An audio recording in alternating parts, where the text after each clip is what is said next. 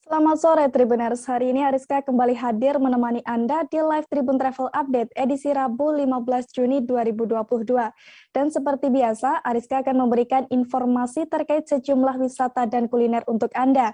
Dan tentunya akan disampaikan secara langsung bersama sejumlah reporter kami yang ada di berbagai daerah. Inilah live Tribun Travel Update selengkapnya.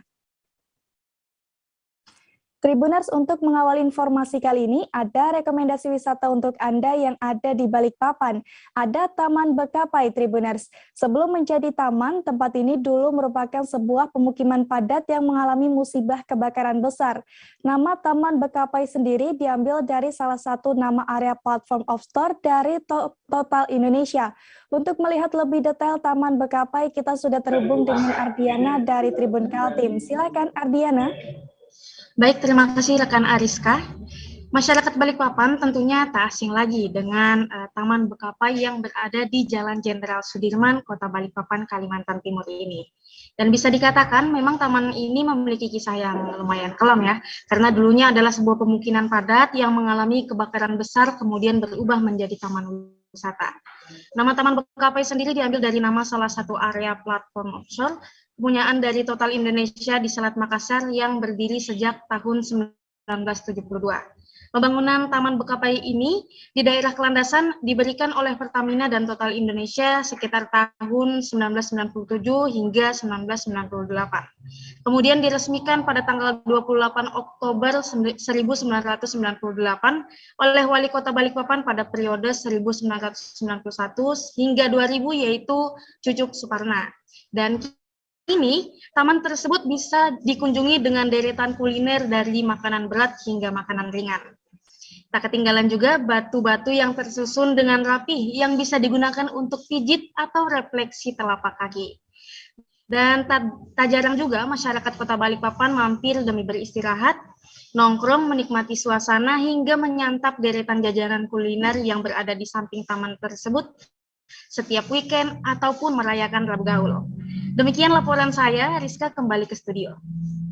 Baik, terima kasih atas laporan Anda, Ardiana, dari Tribun Kaltim. Kita beralih ke informasi selanjutnya, Tribuners. Seorang guru di Bangka berhasil membuat lukisan dari serat selabut kelapa. Pasalnya, ide ini muncul ketika melihat sabut kelapa yang hanya dijadikan sebagai limbah saja, Tribuners. Meski berawal dari coba-coba, namun kreativitasnya ini berhasil membuat orang berdecak kagum saat melihatnya. Dan bagaimana proses pembuatannya, kita sudah terhubung dengan Erwadi dari Bangka Pos. Silakan, Erwadi.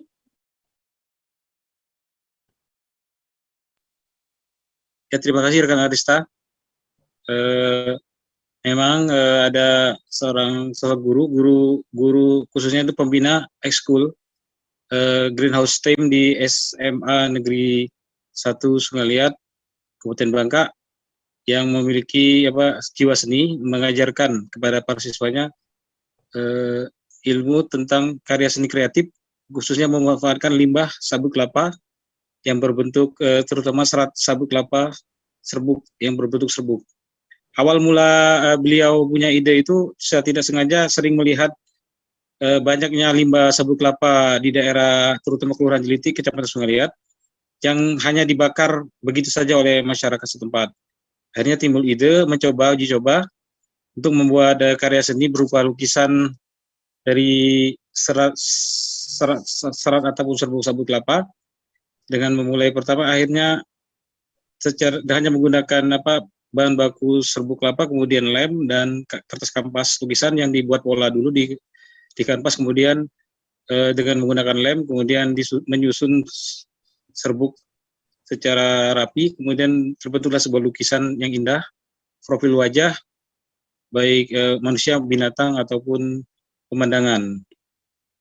Hasil karya Bapak Hari Mulyo Sanjoto ini bahkan sudah diapresiasi oleh mantan gubernur Provinsi Kepulauan Bangka Belitung, yaitu Bapak Erzaldi,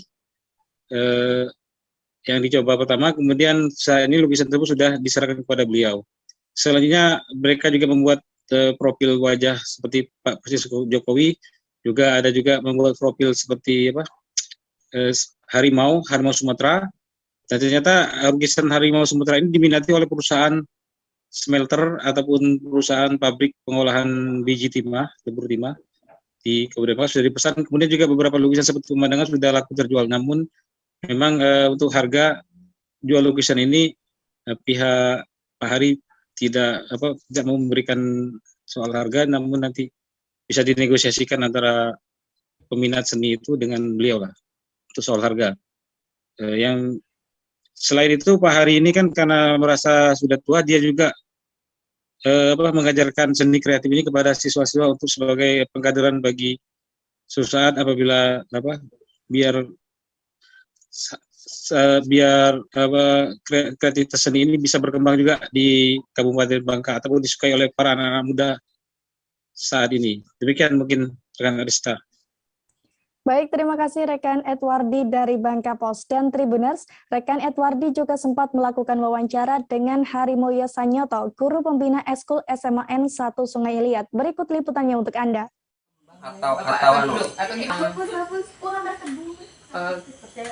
Kegiatan ini sebenarnya kegiatan apa, Pak? Kegiatan ini sebenarnya ada kegiatan yang seni kreatif ya. Seni kreatif yang kami angkat dari sabut kelapa.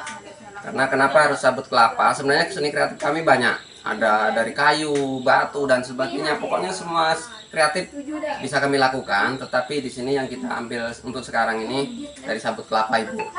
Kenapa harus sabut kelapa? Karena kita melihat khususnya di Sungai Liat, khususnya di Jeliti ini, desa Jeliti ini kan banyak sekali sabut kelapa. Ketika itu kami lihat begitu berserakannya dan hanya dibakar-bakar dan menimbulkan kepulan asap yang luar biasa, bahkan jadi gangguan bagi pernapasan kita. Nah, itulah karena kami sebagai orang seni, kami melihatnya prihatin gitu. Bagaimana kalau hal-hal sabut kelapa yang nggak berarti hanya terbuang saja, hanya menjadi sampah berserakan gitu. Bagaimana kalau aku berusaha untuk menjadikan sesuatu yang bernilai ekonomi lah gitu. Jadi kami belajar. Sebenarnya belajar juga otodidak, Ibu. Otodidak. Jadi belajar sendiri. Ketika saya lihat hasil karya saya yang coba-coba tadi agak lumayan, saya pikir bisa ini untuk diteruskan. Dan saya berpikir lagi kenapa harus ngader anak-anak. Karena kalau saya sendiri, umur saya sudah lumayan tua, jadi nggak mungkin saya akan kerja sendiri. Ketika saya nanti sudah mungkin dipanggil Tuhan, ada yang melanjutkan hal ini. Jadi untuk sabut kelapa ini, peralatan yang kita pakai itu menggunakan ada alatnya, ada mesin di belakang, mesin pengurai. Tribuner, selanjutnya Ariska punya rekomendasi wisata malam untuk Anda yang ada di Karanganyar. Anda bisa datang ke alun-alun Karanganyar, Tribuners. Tempat yang biasa jadi tempat olahraga saat pagi hari ini berubah menjadi pasar malam dadakan di malam hari. Di sana Anda akan menemukan aneka kuliner dan juga permainan menarik, Tribuners. Dan untuk mengetahui suasana alun-alun saat malam hari, rekan kami Ambar dari Tribun Travel akan melaporkannya untuk Anda. Silakan Ambar. Ya, terima kasih Ariska. Nah, di alun-alun Karanganyar sendiri ada banyak sekali atraksi menarik yang bisa Tribuners temukan. Yang pertama ada Monumen Gerakan Sayang Ibu. Nah, monumen ini sendiri lokasinya berada di depan alun-alun Karanganyar. Monumen Gerakan Sayang Ibu ini sendiri berbentuk pendopo terbuka dengan batu besar yang ada di tengahnya. Nah, di atas batu besar sendiri ada patung ibu yang menggendong anaknya. Yang kedua ada kuliner kaki lima. Nah, di alun-alun Karanganyar ini ada puluhan kuliner kaki lima yang tersebar di hampir setiap sudut dari alun-alun. Nah, pilihan kuliner juga cukup beragam, mulai dari makanan berat, kemudian ada camilan, hingga minuman kekinian. Dan menariknya kuliner kaki lima yang ada di alun-alun Karanganyar ini dijual dengan harga yang cukup terjangkau. Selanjutnya ada sajian kuliner khas Jepang. Nah, sajian kuliner khas Jepang ini terbilang cukup unik karena di antara banyak penjual kaki lima hanya satu penjual yang menjual sajian kuliner khas Jepang. Namanya adalah Musashi Ramen. Nah, Musashi Ramen ini lokasinya sekitar 100 meter dari alun-alun Karanganyar. di mana Musashi Ramen ini menjual beragam kuliner khas Jepang dengan harga yang cukup terjangkau. Mulai dari ramen, kemudian ada juga sushi, kemudian ada okonomiyaki, kemudian juga dan masih banyak lagi. Harganya juga cukup terjangkau mulai dari 10 ribuan saja. Selanjutnya ada wahana permainan ramah anak. Di alun-alun Karanganyar sendiri ada beragam wahana permainan ramah anak yang bisa dikunjungi bersama dengan keluarga. Mulai dari mobil-mobilan, kemudian ada juga motor-motoran, kereta mini, kemudian ada skuter, kemudian juga ada mancing ikan, rumah balon, dan masih banyak lagi. Untuk harganya juga cukup terjangkau mulai dari 10 ribuan saja. Dan satu lagi wisata yang tidak boleh dilewatkan di alun-alun Karanganyar adalah Masjid Agung Madaniyah. Nah, Masjid Agung Madaniyah ini merupakan salah satu wisata religi yang ada di alun-alun Karanganyar. Meski tergolong cukup baru, tapi Masjid Agung Madaniyah ini sudah banyak dikunjungi wisatawan, mulai dari wisatawan lokal hingga luar kota. Untuk alun-alun Karanganyar sendiri berlokasi di Jalan Lawu, Badran Asri, Cangakan, Karanganyar, Jawa Tengah. Dan jam bukanya 24 jam dengan harga tiket masuk gratis. Ariska. Baik, rekan Ambar dari Tribun Travel, terima kasih atas laporan Anda. Tribuners, hari ini Rabu 15 Juni 2022, para kontingen Laskar Rempah tiba di Kota Tidore, Kepulauan Maluku Utara. Mereka datang bersama dengan kapal KRI Dewa Ruci milik TNI AL Tribuners. Setiba di Tidore, para kontingen Laskar Rempah ini langsung disambut dengan sejumlah prosesi adat. Dan seperti apa kemeriahannya akan dilaporkan oleh rekan Randi Basri dari Tribun Ternate. Silakan Randi. Baik, rekan Ariska, dapat saya laporkan dari Ternate, Maluku Utara. Memang beberapa hari terakhir kemarin adanya kontingen Laskar Rempah yang telah tiba di Maluku Utara, dan berbagai kegiatan sudah dilakukan mulai dari Ternate, dan pada hari tadi kontingen Laskar Rempah tiba di Kota Tidore, Kepulauan. Nampak meski setelah tiba di Kota Tidore, Kepulauan, para Laskar Rempah ini menggunakan kapal KRI Dewi Ruci milik TNI AL. Tentu tadi juga kapal tersebut telah tiba di pelabuhan Trikora Tidore. Para kontingen sendiri memang tadi dilakukan prosesi penjemputan dengan adat Tidore sendiri, di mana para kontingen dijemput dengan adat mulai dari adat Dora, adat Hoga Jako Seruko, tarian Kapita Uno Salawapu, adat Joko Hala dari perangkat adat Kesultanan Tidore, dan yang terakhir pengalungan kain tenun Koto Dino, yang mana prosesi tadi dipimpin langsung oleh Wali Kota Tidore, Kapten Ali Ibrahim. Di mana Wali Kota sendiri menyematkan pengalungan kain tenun kepada Direktur Jenderal Kebudayaan Kemendikbud Riset Hilmar Farid dan Kapten Kapal KRI Dewi Ruci Mayor Laut Sugeng Haryanto, di mana para kontingen beserta rombongan dijemput dengan sejumlah tarian di Pelabuhan Trikora Tidore. Selanjutnya, para kontingen sendiri setelah menerima kunjungan di Pelabuhan Trikora, para kontingen diarang-arang ke Kesultanan Tidore, di mana hal yang sama juga para kontingen Laskar Rempah ini disambut langsung oleh Sultan Tidore, Husain Altingsyah, di mana Sultan pada saat itu juga menyampaikan sejarah singkat mengenai asal-usul Tidore sendiri, hingga beberapa sejarah peninggalan yang ada di situs Kesultanan sendiri. Di mana Sultan juga menyampaikan kepada para kontingen, salah satunya kepada Kementerian Riset Dikti. Menurut Sultan, pihaknya sangat berterima kasih atas kehadiran para kontingen khususnya di Kota Tidore, di mana Sultan sendiri berharap ini menjadi salah satu kerjasama yang baik.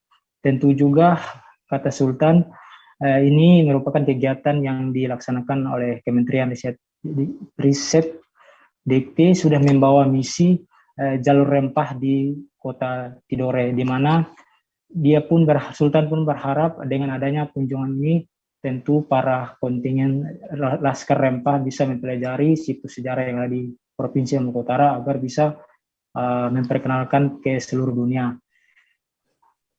Selanjutnya para Laskar Rempah dipersilakan untuk melihat dan mempelajari beberapa hasil-hasil peninggalan di Kesultanan Tidore. Mungkin itu Rizka dapat saya kembalikan ke studio.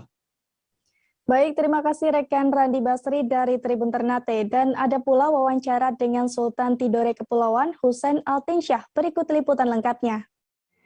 Siang hari ini saya mendapat kunjungan warga Maluku Utara dan khususnya di Tidore mendapat kunjungan dari Dirjen Kebudayaan yang membawa misi bagaimana memelihara jalur rempah atau disebut oleh mereka dengan muhibah jalur rempah. Ini penting untuk merawat tradisi dan mengingat masa lalu. Jadi kita hidup dalam 3 dimensi waktu. Kita hidup hari ini karena ada masa lalu, dan begitu juga besok di hari depan adalah ditentukan pada hari ini. Nah, kesinambungan sejarah inilah yang harus dijaga sehingga generasi ini tahu bagaimana benang merah sejarah itu mengangkat harkat dan martabat kita di dalam kancah khususnya di Indonesia maupun di pentas dunia. Betapa pentingnya jalur rempah itu adalah bagian yang tidak terpisahkan dari Maluku Utara, di Jazirah Maluku Utara. Dan oleh karena itu kehadiran Pak Hilman dengan menggagas ini kembali untuk merawat tradisi dan mengingat sejarah masa lalu, bagi kami ini sangat penting sehingga generasi ini tahu dan akan datang bahwa jalur rempah, pertanian dan sebagainya itu tetap harus dijaga. Kita tidak boleh bergeser terlalu jauh karena memang tradisi kita di situ, Jadi ini penting, apa yang digagas yang dibuat oleh Pak Hilman Dirjen Kebudayaan tentang ini sangat penting. Dan ini akan datang, generasi ini tetap akan hidup dengan masalah rempah-rempah. Tribuners, kami akan jeda sejenak, tetap bersama kami di live Tribun Travel Update. Ambil. Kalau misalnya Amerika Serikat sekarang, Rasulullah mengatakan dalam sebuah hadis bahwa berpuasa di 6 hari Syawal itu. Oke, apa kabar Bang Arif di sini untuk strateginya? Kalau saya sendiri di Jumip 37 ini yang semalam baru mulai, saya udah sebenarnya aku nggak ngerasa itu penangkapan atau penggerebegan atau apapun itu, karena gitu posisinya kriteria. Jadi kita mengenal disebut dengan stroke yang tidak berdarah dengan stroke yang berdarah. Stroke yang tidak berdarah itu biasanya ditandai dengan adanya penyumbatan. Kalau itu terjadi di sini mungkin pikirnya tidak ke situ kali ya, tapi kalau di Korea atau di Kamboja itu ada beberapa paper yang saya itu mas, ya, dulunya tukang koran. Oh gitu ya, tukang koran. Ya, saya baca itu Pak. Tuh kan, pernah baca kan? Ya. Jadi kalau saya jadi tanggam itu udah bersyukur banget. Si anak ini dijadikan sebagai tersangka begitu. Ya, kalau ini kita bicara yang di luar kasus Sukombo ya. Dengan nama hujan shower, di mana terdapat batas jelas antara daerah hujan dan tidak hujan yang biasanya terjadi pada fase awal mature stage atau tahap berbahaya itu Kang. Jadi mulai artinya terjadinya perlembekan. Nah itu untuk penetrasi akan sulit begitu ya. Dok, saya ini menurut saya memang tidak mudah, bukan urusan tanah diambil. Kalau misalnya Amerika Serikat sekarang, Rasulullah mengatakan dalam sebuah hadis bahwa berpuasa di 6 hari Syawal itu. Oke, apa kabar Bang Arif di sini untuk strateginya? Kalau saya sendiri di Jumip 37 ini yang semalam baru mulai, saya udah sebenarnya aku nggak ngerasa itu penangkapan atau penggerebegan atau apapun itu, karena gitu posisinya kriteria.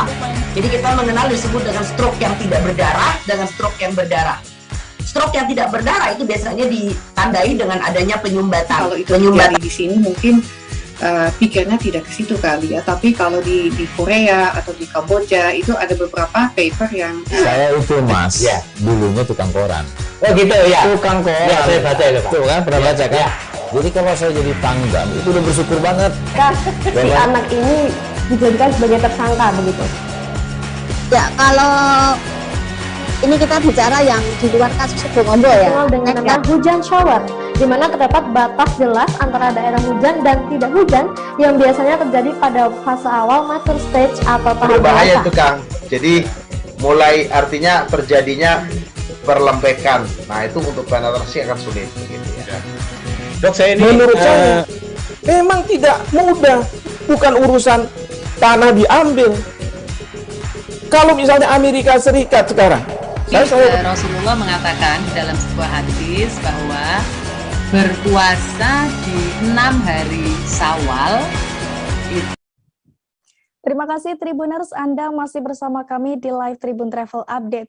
Tribuners, selain pantai, di Ambon juga ada destinasi wisata lain yang tak kalah menarik. Satu di antaranya ada kolam air panas Hattuasa, Tribuners. Wisata ini tepatnya berada di negeri Tulehu, Kecamatan Salahutu, Maluku Tengah. Selain kolam air panas, di sini juga tersedia sejumlah fasilitas untuk Anda.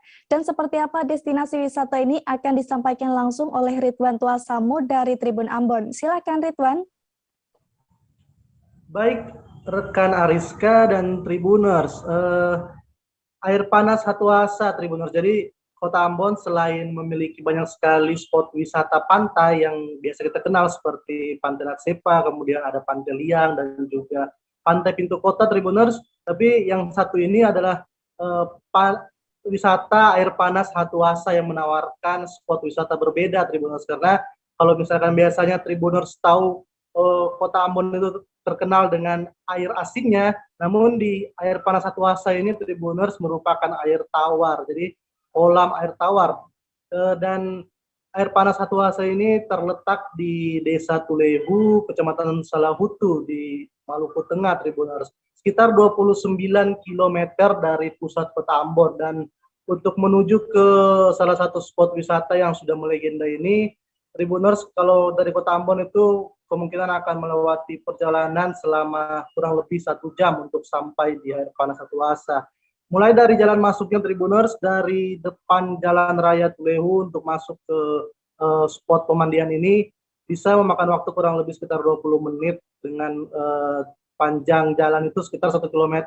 Dan di jalan masuknya ini Tribuners banyak sekali pohon-pohon yang cukup rindang dilewati sehingga memang tidak akan terkena panas matahari kalau misalkan datang di siang hari. Dan di dalam ini untuk memasuki spot wisata ini, Tribuners hanya dikenakan biaya sebesar Rp5.000, tidak mahal-mahal Tribuners, namun bisa menikmati berendam di dalam kolam air panas. Dan di dalam kolam air panas Hattuasa ini terdapat 2 kolam.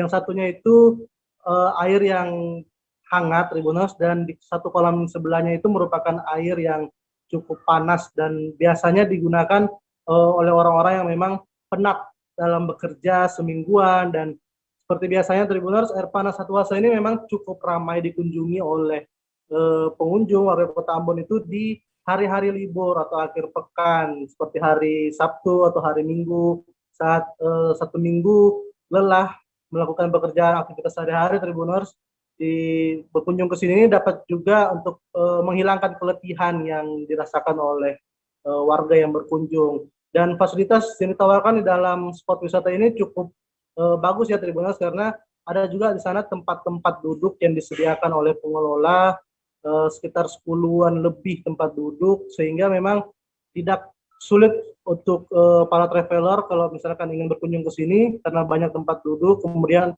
banyak juga tersedia tempat berganti pakaian, dan ada juga musola bagi warga Muslim yang misalkan berkunjung ke sini dan ingin melakukan ibadah sholat. Mereka juga menyediakan musola yang cukup bersih. Dan di dalam kolam ini juga Tribuners untuk diketahui, di dasarnya itu merupakan bebatuan Tribuners. Jadi bukan lantai, tetapi bebatuan kerikil-kerikil kecil yang memang biasa digunakan untuk menghilangkan pegal-pegal di bagian kaki. Jadi sambil berendam di dalam untuk penyakit-penyakit rematik ini Tribuners bisa berendam di sini. Kemudian ada juga kucuran selang ya yang digunakan dengan pipa, ada sebanyak 3 buah yang biasanya memang digunakan untuk menyemprotkan air panas ke bagian belakang pala traveler nih. Jadi selain itu Tribuners, di dalam spot wisata air panas Satuasa ini juga disediakan berbagai pondok yang menjualkan beberapa produk minuman ringan, kemudian ada teh hangat, dan juga ada Indomie telur Tribuners. Selain itu Tribuners, untuk air panas Satuasa ini memang biasanya ramai dikunjungi itu menjelang sore hari hingga malam hari. Jadi mulai dari pukul 15.00 waktu Indonesia Timur hingga subuh hari di hari Minggu itu biasanya spot wisata ini cukup ramai untuk dikunjungi Tribuners. Jadi jangan lupa untuk Tribuners yang berkunjung ke Maluku bisa mencoba salah satu spot wisata yang berbeda, yaitu berendam di air panas Tribuners. Sekian Ariska, laporan saya dari Ambon. Baik, terima kasih informasi Anda rekan Ridwan Tuasamu dari Tribun Ambon. Tribuners, pameran multiproduk Jakarta Fair Kemayoran menghadirkan berbagai penawaran menarik. Di sana ada lebih dari 1.000 stand yang memamerkan produk-produk unggulannya, Tribuners. Dan bagi Anda yang ingin berbelanja, Jakarta Fair Kemayoran ini bisa menjadi pilihan, karena di sana ada banyak promo khusus yang ditawarkan selama event berlangsung, Tribuners. Dan untuk melihat kemeriahannya, kita sudah terhubung dengan Pebi Adeliana dari Tribun Jakarta. Silakan, Pebi. Iya, Ariska, Jakarta Fair Kemayoran berlangsung selama 39 hari penuh mulai dari tanggal 9 Juni hingga 17 Juli mendatang.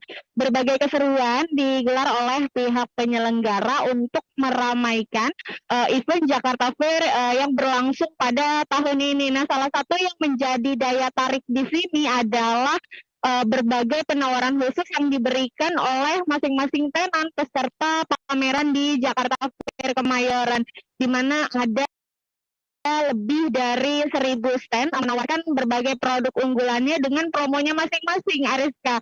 Nah, mulai dari sektor kecantikan, kemudian juga ada sektor otomotif, ada sektor teknologi informasi, fashion, dan lain sebagainya.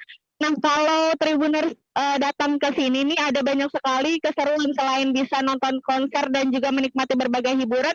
Tentunya salah satu rekomendasinya adalah berbelanja. Nah, di sini terdapat banyak sekali promo yang ditawarkan selama event berlangsung.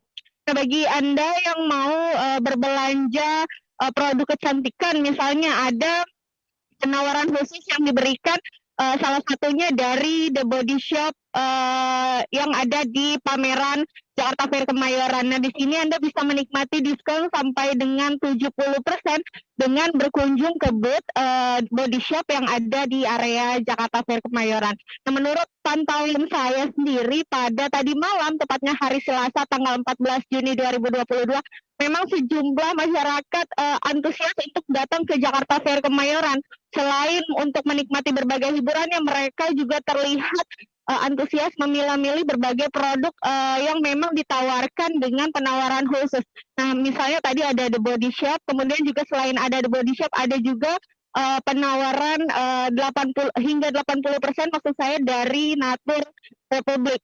Nah, Natur Republik juga menawarkan penawaran yang berbeda-beda nih setiap minggunya. Kemudian juga bagi Anda nih Tribuners yang datang ke Jakarta Fair dan juga mau berbelanja gadget, di sini Samsung juga menawarkan deretan gadget besutannya tahun ini dengan berbagai penawaran khusus tentunya.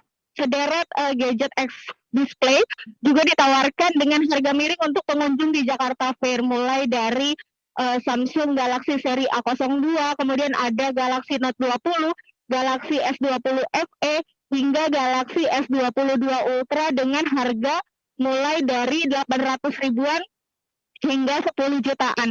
Nah, ada juga koleksi seperti Galaxy Buds Live, kemudian juga ada Galaxy Tab dan lain sebagainya. Namun selain ada produk-produk yang saya sebutkan tadi, di sini juga banyak produk lainnya tentunya yang ditawarkan dengan penawaran khusus, seperti misalnya dari sektor otomotif, kemudian juga ada kesehatan, fashion, dan lain-lain begitu, Ariska.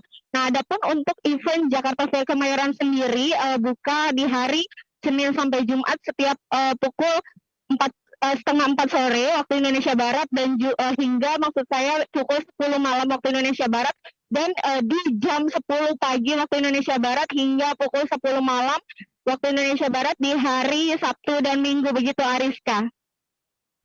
Baik, terima kasih rekan Febi Adeliana dari Tribun Jakarta dan selamat bertugas kembali.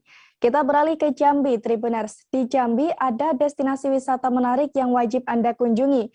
Wisata ini dikenal dengan nama Jambi Paradise, Tribuners. Jambi Paradise ini lahir dari pemikiran dan kreativitas manusia. Suasana yang diciptakan di sini dibuat seolah para pengunjungnya tengah berada di daerah yang tenang. Saat masuk, Anda akan disuguhkan dengan taman ala Jambi Paradise yang tertata rapi. Sementara di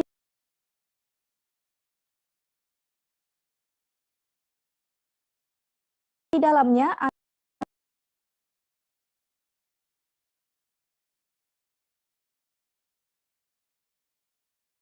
Anda akan menemukan sejumlah wahana dan fasilitas menarik.